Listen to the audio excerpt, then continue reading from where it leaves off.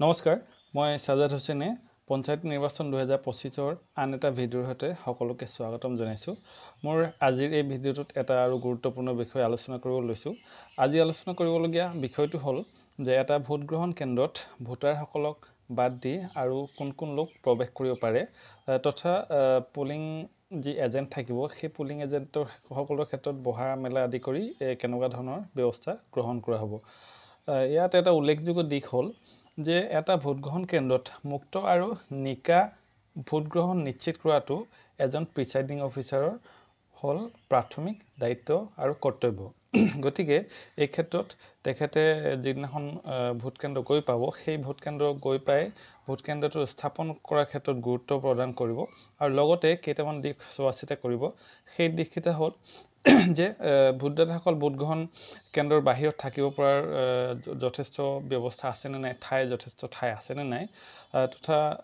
পুৰুষসকল আৰু মহিলাসকলৰ কাৰণে হুকিয়াকৈ শাৰী পতাৰ ব্যৱস্থা আছে নে নাই আৰু লগতে প্ৰৱেশ আৰু প্ৰস্থানৰ বাবে হুকিয়া দৰজাৰ ব্যৱস্থা আছে নে নাই যদি হুকিয়া দৰজাৰ ব্যৱস্থা নাই তেনেহলে এডাল ৰছী টানি হুকিয়া ব্যৱস্থা কৰিব লাগিব আৰু এই ক্ষেত্ৰত যিজন লগত পুলিচ পাৰ্সন যাব সেই পুলিচ পাৰ্সনজনৰ দায়িত্ব হ'ব যে ভোট গ্ৰহণ কেন্দ্ৰৰ বাহিৰৰ যি নিয়ম শৃংখলাৰ পৰিস্থিতি সেই নিয়ম শৃংখলাৰ পৰিস্থিতি তেখেতে দায়িত্ব পালন কৰিব ভোট গ্ৰহণ কেন্দ্ৰটো 100 মিটাৰৰ ভিতৰত যাতে কোনো অবাঞ্ছিত ব্যক্তি প্ৰৱেশ কৰিব নোৱাৰে অযথা যাতে হুলস্থুলৰ সৃষ্টি হ'ব নোৱাৰে সেই দিশটো পুলিচ পাৰ্সনজনে লক্ষ্য কৰিব আৰু সকলোকে শাৰী পাতি নিয়ম শৃংখলা ৰক্ষা কৰি ভোটদান কেন্দ্ৰত প্ৰৱেশ কৰাৰ ক্ষেত্ৰত তেখেতে সুবিধা কৰি দিব এতিয়া কথা হ'ল যে ভোটদান প্ৰক্ৰিয়া চলি থকাৰ সময়ত কেৱল অধিকাৰপ্ৰাপ্ত লোকসকলেহে ভোট গ্ৰহণ কেন্দ্ৰত প্ৰৱেশ কৰাৰ প্ৰৱেশাধিকাৰৰ অধিকাৰ আছে ভোট গ্ৰহণকাৰী দলটো যি চাৰিজন সদস্য থাকে presiding officer first polling officer second polling officer আৰু থাৰ্ড পোলিং অফিচাৰ এই কেইজনক বাদ দি আৰু ভোটাৰসকলক বাদ দি যিবোৰ লোক ভোট গ্ৰহণ কেন্দ্ৰত প্ৰৱেশ কৰিব পাৰিব তেওঁ সেই লোকবিলাকৰ তালিকাখন হ'ল এনে ধৰণৰ এক নম্বৰ পাৰিব পোলিং এজেন্টসকলে পাৰিব যিসকলে নিযুক্তি পত্ৰ প্ৰদান কৰিব এই প্ৰিজাইডিং অফিচাৰৰ হাতত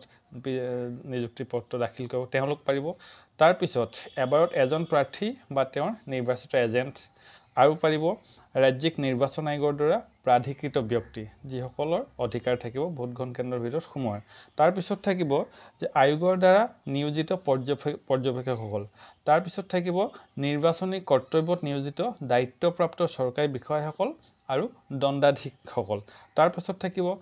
ভোটদাতাৰ কোলাত যদি কোনো সৰু শিশু থাকে সেই শিশুটো ভোটদাতাজনৰ লগত আহিব পাৰিব আৰু অন্ধ তথা তাৰ পিছত থাকিব অন্ধ বা বিকলাংগ যি ভোটাৰ সেই ভোটাৰজনক সহায় কৰিব পাৰে এজন মাত্ৰ ব্যক্তি ভোটদান কেন্দ্ৰৰ ভিতৰলৈ আহিব পাৰিব আৰু অন্যান্য ব্যক্তিৰ ভিতৰত থাকিব যদি প্ৰিজাইডিং অফিচাৰজনে প্ৰয়োজন সাপেক্ষে ভোটদাতাৰ চিনাক্তকৰণ আদিৰ ক্ষেত্ৰত যদি কাবাক সোমাবলৈ অনুমতি দিয়ে তেওঁ পাৰিব এই ক্ষেত্ৰত সাধাৰণতে গাঁওবুঢ়া থাকে ভোটদাতাসকলৰ চিনাক্তকৰণৰ ক্ষেত্ৰত স্থানীয় গাঁওবুঢ়াক অগ্ৰাধিকাৰ দিয়া হয় আৰু সেই গাঁওবুঢ়াজনক কি কৰিব ফাৰ্ষ্ট পোলিং অফিচাৰৰ ওচৰে পাজৰে বহাৰ ব্যৱস্থা কৰি দিব যাতে তেওঁ ভোটাৰজনক চিনি পোৱাত সহায়ক হয় আৰু লগতে এটা কথাত গুৰুত্ব প্ৰদান কৰিব সেইটো হ'ল যে ভোট গ্ৰহণ কেন্দ্ৰটোৰ ভিতৰলৈ এবাৰত 3জন বা 4জন একে সময়তে 3-4জন ভোটাৰহে যাতে সোমাই থাকিব পাৰে আৰু সেইটো এইভাবে কৰিব লাগিব যাতে ভোটদান কেন্দ্ৰত অযথা ভিৰৰ সৃষ্টি নহয় আৰু ভোটদান প্ৰক্ৰিয়া শান্তিপূৰ্ণভাৱে নিয়ম আৰু শৃংখলাবদ্ধভাৱে সুন্দৰভাৱে যাতে হৈ থাকে একেলগে বহুত কেইজন ভোটাৰ যদি সোমাইলে হয় তেতিয়া খেলিমেলিৰ সৃষ্টি হ'ব পাৰে তাৰ পিছত আৰু এটা কথা আহে সেইটো হ'ল যে আৰক্ষী বিষয়াসকল সাধাৰণতে ড্ৰেছতে হওক বা চিভিল ড্ৰেছতে হওক তেওঁলোকৰ ভোট গ্ৰহণ কেন্দ্ৰৰ ভিতৰত সোমোৱাৰ কোনো অধিকাৰ নাথাকে আৰু যদি প্ৰিজাইডিং অফিচাৰে নিয়ম শৃংখলা ৰক্ষা কৰাৰ ক্ষেত্ৰত কিবা প্ৰয়োজন সাপেক্ষে তেওঁলোকক মাতে তেতিয়া তেওঁ অনুমতি সাপেক্ষে ভিতৰত সোমাব পাৰিব আৰু লগতে প্ৰাৰ্থীসকল বা পোলিং এজেন্ট বা এওঁলোকৰ যদি ব্যক্তিগত নিৰাপত্তাৰক্ষী থাকে অথবা যদি নিৰাপত্তাৰ দায়িত্বত কিবা এনেকুৱা দল থাকে তেতিয়া তেওঁলোকো ভোটদান কেন্দ্ৰৰ বাহিৰত ৰ'ব লাগিব তাৰ পিছত এটা গুৰুত্বপূৰ্ণ দিশ হ'ল যে পোলিং এজেন্টসকল আমি সকলোৱে জানো যে প্ৰত্যেকজন প্ৰাৰ্থীয়ে দুজনকৈ পোলিং এজেন্ট নিযুক্ত কৰে দুজন এইভাবে নিযুক্ত কৰে যে এজন পোলিং এজেন্টৰ সহায়কাৰী থাকে যদি এজন কিবা কাৰণত বাহিৰলৈ যাবলগীয়া হয় বা বিশেষ কাৰণত নাথাকিব তেতিয়া তাৰ ঠাইত অন্য এজনে সেই তেওঁৰ আসনখন গ্ৰহণ কৰিব কিন্তু এটা কথা সদায় মনত ৰাখিব লাগিব যে এবাৰত মাত্ৰ এজন পুলিং এজেণ্টহে ভোট গ্ৰহণ কেন্দ্ৰৰ ভিতৰত থাকিব পাৰিব আৰু প্ৰিজাইডিং অফিচাৰজনে তেওঁলোকক বিশেষ পাছ দিয়াৰ ব্যৱস্থা কৰিব ওলাওতে সময়ত সেই পাছ দেখুৱাই তেওঁলোকে বা হাল সলনি কৰা সময়ত পুলিং এজেণ্টসকলে সেই পাছখন যাতে ব্যৱহাৰ কৰে আৰু পুলিং এজেণ্টসকলৰ বহাৰ বাবে সুব্যৱস্থা কৰি দিব লাগিব সাধাৰণতে যি পুলিং অফিচাৰ থাকে তেওঁলোকৰ পাছৰ ফালে পুলিং এজেণ্টসকলক বহাৰ ব্যৱস্থা কৰা হয় আৰু পুলিং এজেণ্টসকলে যাতে ভোটাৰসকল প্ৰৱেশ কৰা সময়ত ভোটদাতাসকলৰ যাতে চেহেৰাটো খুব সুন্দৰভাৱে দেখা পায় সেই দিশতো ধ্যান ৰাখিব লাগে কাৰণ ভালকৈ দেখা পালেহে তেওঁ চিনাক্ত কৰিব পাৰিব সেইটো এটা গুৰুত্বপূৰ্ণ দিশ লগতে এটা ভোটদান গ্ৰহণ কেন্দ্ৰৰ ভিতৰত ধূমপান সম্পূৰ্ণৰূপে নিষিদ্ধ কৰিবলৈ ধূমপানৰ কোনো তাতে অপশ্যন নাথাকে লগতে ৰাজ্যিক নিৰ্বাচন আয়োগৰ বিশেষ অনুমতিপ্ৰাপ্ত বা কৰ্তৃত্বপত্ৰ নাথাকিলে কোনো সংবাদকৰ্মীকে ভোটগ্ৰহণ কেন্দ্ৰৰ ভিতৰলৈ সোমাবলৈ দিব নালাগিব আৰু তেনেকুৱা ধৰণৰ বিশেষ যদি অনুমতি সাপেক্ষে কোনো সাংবাদিক আহেও তেওঁ ভোটগ্ৰহণ কেন্দ্ৰৰ ভিতৰত এনেই আহিব পাৰিব কিন্তু এজন ভোটদাতাই ভোটদান কৰি থকা প্ৰক্ৰিয়াটোৰ ফটো তুলিব নোৱাৰিব কোনোপধ্যে ফটো তুলিব নোৱাৰিব লগতে ভিডিঅ' কৰিব নোৱাৰিব এই দিশটোত গুৰুত্ব দিয়াটো খুবেই প্ৰয়োজনীয়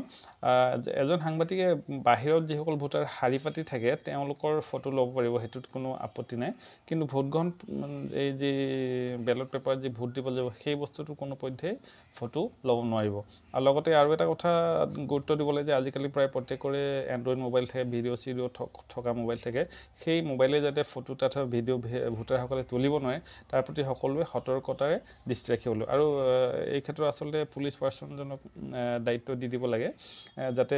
তেনেকুৱা ধৰণৰ মোবাইল যদি কোনো ভোটাৰ লৈ আহে বাহিৰতে ৰখাৰ যদি ব্যৱস্থা কৰে বাহিৰতে ধুনীয়াকৈ কাৰ্টুন এটা কিবা এটা ৰাখিলে তাতে ৰাখি পেলাই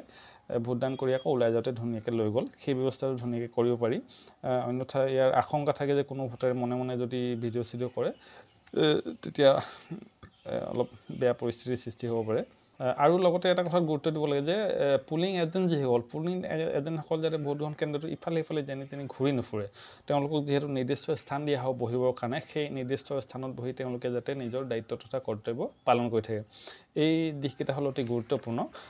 ভোটদান যেতিয়া চলি থাকিব ভোটদান চলি থকা সময়ত প্ৰিজাইডিং অফিচাৰজনে আৰু লগতে সহযোগী পলিং বিষয়াসকলে এই দিশখিনিৰ প্ৰতি যথেষ্ট গুৰুত্ব ৰখাটো প্ৰয়োজনীয় আৰু এই দিশখিনি গুৰুত্ব ৰাখিলে খুব সুন্দৰভাৱে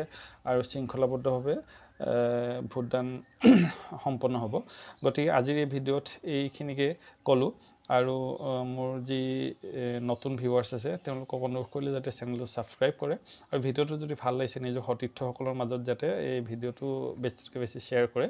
আৰু আজি যিহেতু 1 তাৰিখ হ'লেই প্ৰথম পৰ্যায়ৰ ভোটদান কাইলৈ আছে বহুতো দল নিশ্চিতভাৱে আজিয়ে গৈ ভোটদান কেন্দ্ৰ ইতিমধ্যে উপস্থিত হৈছে তেওঁলোকক সকলোলৈকে মই সেয়া ভৰা শুভেচ্ছা জ্ঞাপন কৰিলোঁ আপোনালোকে কাইলৈ সুন্দৰভাৱে শৃংখলিতভাৱে সফলতাৰে আপোনালোকৰ সকলো দায়িত্ব আৰু কৰ্তব্য যাতে পালন কৰিব পাৰে তাৰপিছত সুকলমে আহি কেন্দ্ৰত সকলো জমা দি মেলি ভালদৰে আহি যেনে নিজৰ ঘৰত উপস্থিত হ'ব পাৰে তাৰ বাবে কামনা কৰিলোঁ ভগৱানৰ ওচৰত ঈশ্বৰৰ ওচৰত প্ৰাৰ্থনা কৰিলোঁ আল্লাহৰ ওচৰত দোৱা কৰিলোঁ যাতে সকলো কাম সুকলমে হওক আৰু পৰৱৰ্তী সময়তো 7 তাৰিখে যি দ্বিতীয় পৰ্যায়ৰ নিৰ্বাচন আছে তাৰ বাবেও আগতীয়াকৈ সকলোলৈকে সেয়া ভৰা শুভেচ্ছা জ্ঞাপন কৰিছোঁ সকলো presiding officer first polling second polling তথা থাৰ্ড পুলিং অফিচাৰ তথা আৰক্ষী জোৱান গৃহৰক্ষী জোৱান তেওঁলোকৰ লগতে আৰু যিসকল গাড়ী ড্ৰাইভাৰৰ পৰা আদি কৰি এই সমগ্ৰ ইলেকশ্যন প্ৰক্ৰিয়াটোত জড়িত হৈছে সকলোলৈকে আন্তৰিক শুভেচ্ছা জ্ঞাপন কৰি আজিৰ এই ভিডিঅ'টো ইমানতে সামৰণি মাৰিলোঁ ধন্যবাদ